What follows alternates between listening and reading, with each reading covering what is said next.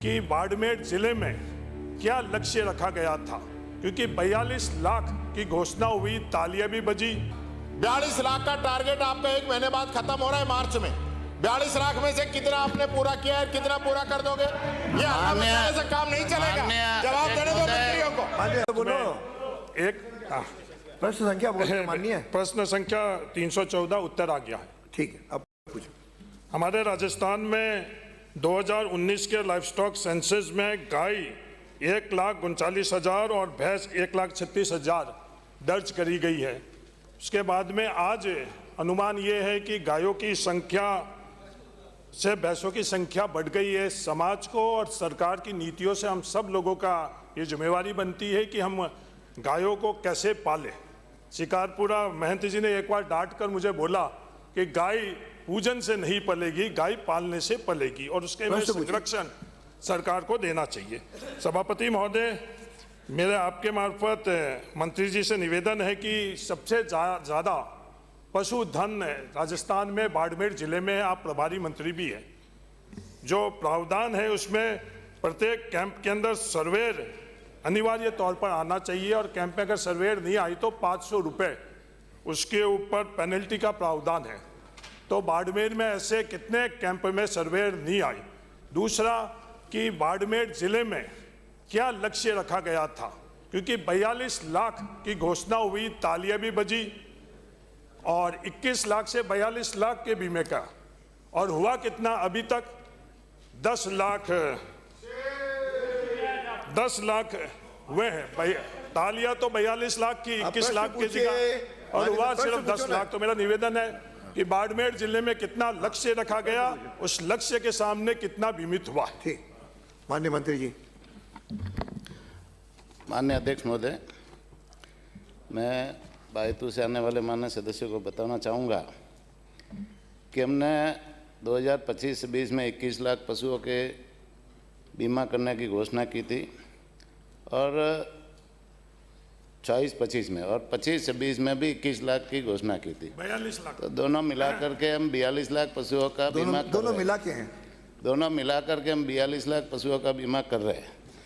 माननीय सदस्यों को बताना चाहूँगा कि उस 42 लाख में से हमने 31,10,745 के आवेदन रजिस्टर्ड कर लिए, और उन 31,10,745 में से 27,53,656 आवेदन सही पाए गए, और उनमें से हमने 16,24,567 पॉलिसियाँ जारी कर दी, और जो शेष आवेदन थे उनमें 5,31,887 निरस्त हुए। निरस्त का कारण है कि पशु या तो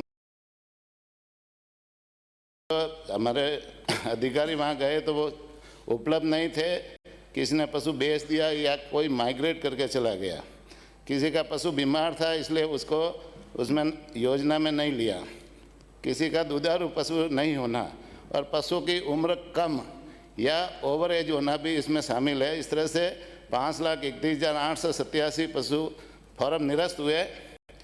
5,97,202 फॉर्म अभी प्रक्रियाधीन है, उनकी भी शीघ्र ही पॉलिसी जारी होगी। और एक और जानकारी माननीय सदस्यों को देना चाहूँगा कि अभी तक हमने 31,448 पशुओं की मृत्यु होने पर उनको क्लेम भी हमने 6,984 दावों का हमने क्लेम भी दे दिया। 13 करोड़ 69,70,000 रुपये हमने क्लेम भी दे दिया। हो गया। और माननीय सदस्य को ये भी बताना चाहूँगा कि आपके बाड़मेर और बालोतरा, हमारा जो पशुपालन विभाग से अभी एक ही ज़िला चल रहा है, तो उसमें हमने 1,95,534 पशुओं का रजिस्ट्रेशन किया।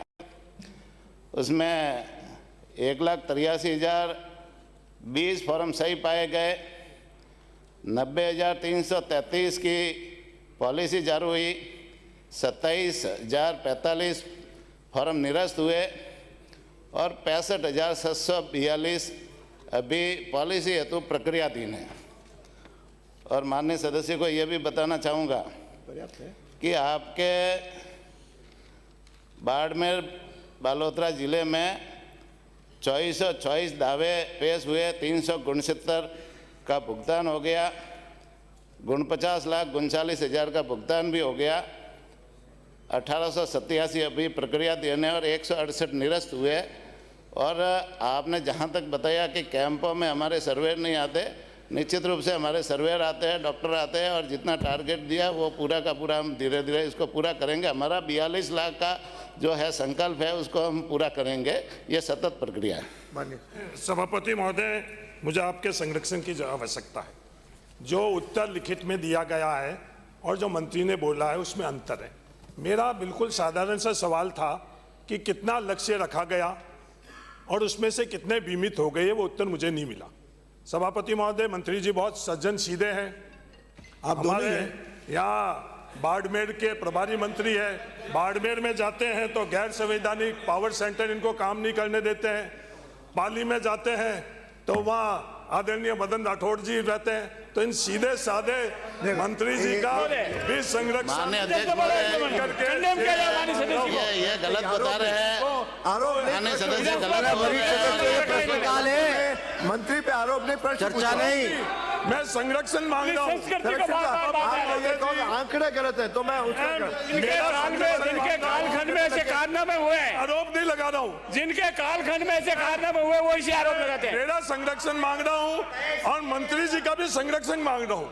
मैं दोनों का संरक्षण मांग रहा हूँ। बता दो आपको मंत्रिमंडल से क्यों दोनों हटाया का गया? संरक्षण मांग रहा हूँ। तो मेरे सवाल का जवाब नहीं मिला। हाँ उल्लट से तो कोई जवाब नहीं मिलेगा। रिकॉर्ड में मैंने सवाल किया, रिकॉर्ड में उत्तर किया है, दिया है। सभापति महोदय, आपका संरक्षण चाह रहा हूँ। जो गैप है मेरा संरक्षण मेरा अधिकार है सप्लीमेंट्री और क्वेश्चन मैं पूछे। किसी और के संरक्षण इन्होंने उत्तर को सही माना और सप्लीमेंट्री क्वेश्चन पूछे। सप्लीमेंट्री क्वेश्चन पूछना है। सभापति महोदय, मेरा संरक्षण मेरा अधिकार है और किसी और का संरक्षण मांगना ये नियमों के अनुसार है। राजस्थान का किसी है। व्यक्ति का संरक्षण मांग सकता हूँ। मेरा प्रश्न ये है 10 मिनट, कि 8 कितना मिनट। प्रीमियम, एक तो संरक्षण दे दीजिए, दूसरा कितना प्रीमियम राजस्थान में इन कंपनियों को दिया गया है और कितना उन प्रीमियम के सामने क्लेम राजस्थान में मिला है। पर जवाब दे दे, पहले वाला भी नहीं। जोगाराम की जगह हाउलट से तो जवाब मिलेगा नहीं, जवाब तो ऑन रिकॉर्ड होगा जब भी होगा। प्रश्न भी पूरे प्रश्न रूप में होगा तो उत्तर जरूर मिलेगा। पूरे प्रश्न का रूप नहीं होगा तो फिर यही चीज होगी। लेकिन पहले आपने कई और तकिया कलम लगा दिए ना, गैर संवैधानिक लोगों से घिरे रहते हैं, ये करते हैं, ये बोलने का पूरे प्रश्न में नहीं है। माननीय सदस्य, ब्राजी माननीय सदस्य को यह बताना चाहूँगा। मंत्री जी बोल रहे हैं, मंत्री बोल ब्राजो कोई आरोप है तो उसे एक्सपेंज कर दिया जाए। ब्राजो हो गया। माननीय सदस्य आप है ना। अरे इनका प्रश्न, अरे तो मैं अगला प्रश्न पुकारूंगा। अध्यक्ष महोदय, मैं कोई प्रश्न, अध्यक्ष महोदय, माननीय अध्यक्ष अरे आप महोदय। क्यों माननीय सदस्य है आप किताब, अरे मनीष यादव, मनीष नो बैठिए, ये काम मेरा है। आपको चुप कराना तो यहाँ आके बैठो। When I am here, then you don't take anything. मेरा आपसे एक ही निवेदन है, आप इस किताब को पढ़ लो। कोई भी प्रश्न और उसका उत्तर 5 मिनट के अंदर होना चाहिए ताकि 12 प्रश्न आ सके। लेकिन एक ही प्रश्न पे यदि हम बाकी तकिया कलाम जोड़ेंगे, पूरे प्रश्न पूछो, लेकिन टू द पॉइंट पूछो, टू द पॉइंट उत्तर आए। और कहीं यदि नहीं आता तो आप वापस उसका पूछ लो, जितना उत्तर होगा वो देंगे, नहीं होगा तो आगे रेफरेंस हो जाएगा। माननीय मंत्री। माननीय अध्यक्ष महोदय, मैं माननीय सदस्य को बताना चाहूँगा कि हमने अभी जो बीमा किया है उसमें अभी मैंने बताया था 13,69,70,000 रुपये की क्लेम राशि हमने पशुपालकों के खाते में डाल दी। और अभी तक हमने इस योजना में 1,51,00,000 रुपये SIPF को ट्रांसफ़र भी कर दिया। जो बीमा कंपनी है उनको ट्रांसफ़र भी कर दिया। ये जो पूछ रहे हैं वो दूसरा बताइए। ये पूछ रहा है, उन्हीं पे आ रहा हूँ ना। ये आ रहा है, कह दिया मंत्री जी। ये क्लेम ही बता रहा हूँ ना माननीय सदस्य। क्लेम बता रहे हैं। पहले तो माननीय सदस्य है ना, इनको जिनके घर कांच के बने होते हैं वो दूसरों के घरों पे पत्थर नहीं मारते। माननीय सदस्य, पूर्ववर्ती सरकार ने, माननीय अध्यक्ष महोदय, पूर्ववर्ती सरकार ने 2023-24 में मुख्यमंत्री कामधेनु बीमा योजना शुरू की, जिसमें 2 दुधारू गाय और भैंस की बीमा करने की घोषणा की थी। योजना की क्रियान्विति हेतु करोड़ों रुपए का व्यय कर महंगाई राहत शिविर लगाए, जिसमें 1,10,00,000 पशुपालकों को बीमा आवेदन लिए। योजना में केवल 687 पशुपालकों के 1,067 पशुओं का बीमा किया। योजना अंतर्गत 23 क्लेम के दावे लिए गए। कंपैरिजन तो करेंगे, आप अपनी बात सुनना नहीं चाहते हो। 1,10,00,000 ये दोनों या तो पूछो मत पूछो। माननीय अध्यक्ष महोदय, 1,10,00,000 के इन्होंने आवेदन लिए पशुपालकों के, उसमें से 1,067 पशुओं का बीमा किया और उसमें 23 के क्लेम दावे लिए, जिसमें से उन्होंने एक भी क्लेम दावे की राशि पशुपालक को नहीं दी। एक भी पशुपालक को भुगतान नहीं किया। आपके समय के माननीय अध्यक्ष महोदय, इनके समय के 23 में से 21 पशुपालकों के दावों का निस्तारण हमने किया, हमारी सरकार आने के बाद में किया। 7,33,000 का भुगतान हमारी सरकार ने किया। निश्चित रूप से आपकी पूरी योजना ही फेल हुई। हम तो 42 लाख पशुओं का बीमा करेंगे और 42 लाख में से हमने 31,10,735 का रजिस्ट्रेशन कर दिया और 16 लाख से ज्यादा पशुओं का है ना, पशुपालकों को हमने क्लेम भी दे दिया, पॉलिसी भी बना करके दे दी। हमारी योजना चल रही है, सतत प्रक्रिया में चल रही है और आगे भी चलेगी। अब अगला प्रश्न, अध्यक्ष जी, एक मिनट। इतनी बड़ी आपके लीडर खड़े हो गए, हो गया, दो हो गए, इतनी लंबी हो गए, बहस होगी इस पे। उत्तर तो जो उनको देना था उन्होंने दे दिया। मैं आधा घंटा प्रश्न नहीं चला सकता, आधा घंटा प्रश्न नहीं चल सकता। माननीय सदस्य आपको एक लाइन में पूछ लो। जो क्वेश्चन पूछे उन्होंने 2 सप्लीमेंट्री पूछा। पहला पूछा भाई बाड़मेर के क्या टारगेट थे, क्या पूरे किए, आपने नहीं बताया। दूसरा इन्होंने पूछा कि आपने बीमा की किस्तें कितनी भरी और कितना क्लेम उठाया, आपने नहीं बताया। यानी दोनों के जवाब नहीं आए और फालतू जवाब दे रहे। ये क्या बात हुई? और आपने 42 लाख की बजट घोषणा है आपकी, 42 लाख की। 42 लाख का टारगेट आपका 1 महीने बाद खत्म हो रहा है मार्च में। 42 लाख में से कितना आपने पूरा किया है, कितना पूरा कर दोगे? ये से काम नहीं चलेगा। जवाब देने दो मंत्रियों को।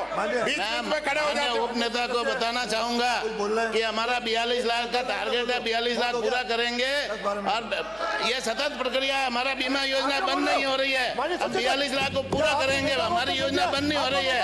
आपने तो उस योजना को ऐसी कर दी कि आपने एक भी क्लेम दावा पेश नहीं किया, लेकिन हम 42 लाख पूरा करेंगे और इसी सदन में आपको बताएंगे कि हम 42 लाख का पूरा बीमा करेंगे। अगला प्रश्न प्रताप सिंह सिंघवी।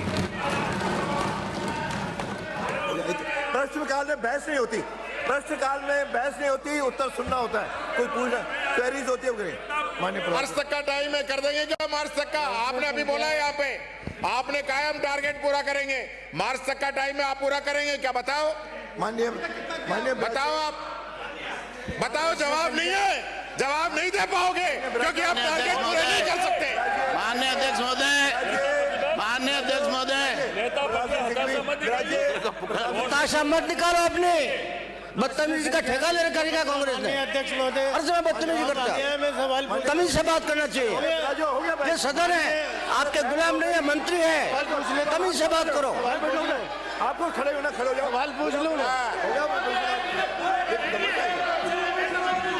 यानी जवाब दे नहीं सकते। माननीय अध्यक्ष महोदय, जवाब सवाल पूछा है ना, आप बजट घोषणा है उसी का पूछा है। अध्यक्ष महोदय, 12 जिले में वर्तमान में शेरगढ़ वन्य जीव अभयारण्य की वन भूमि पर कोई अतिक्रमण नहीं है। यहाँ के क्या करोगे? उल्लेखनीय है कि शेरगढ़ वन्य जीव अभयारण्य में वर्ष 2025 में करवाए जा रहे विकास कार्यों से पूर्व क्षेत्र निरीक्षण एवं सर्वे के आधार पर पाया गया था कि कुछ लोगों द्वारा अतिक्रमण किया हुआ है, जिनके विरुद्ध वन जीव संरक्षण अधिनियम 1972 की धारा 34A के अंतर्गत कार्रवाई कर वन भूमि को अतिक्रमण मुक्त करवा लिया गया है। खंड 2, जी हाँ, शेरगढ़ वन्यजीव अभयारण्य की भूमि से अवैध कब्जे हटाने हेतु विभाग द्वारा की गई कार्रवाई का विवरण परिशिष्ट 1 पर संलग्न है। खंड 3, भविष्य में अभयारण्य की वन भूमि पर अतिक्रमण की पुनरावृत्ति रोकने हेतु कार्य योजना में निम्न कार्य प्रगतिरत है। वन्य सीमा पर सुरक्षा दीवार बनाना जिससे वन सीमा स्पष्ट रहे एवं अतिक्रमण न हो सके। अभयारण्य क्षेत्र में वन मार्ग संधारित कर सतत पेट्रोलिंग एवं गश्त कार्य किया जा रहा है जिससे अवैध अतिक्रमण पर पूर्ण रोक लग सके। वन कर्मियों को रहने हेतु एंटी पोचिंग कैंप एवं वन चौकी का निर्माण कराया जा रहा है।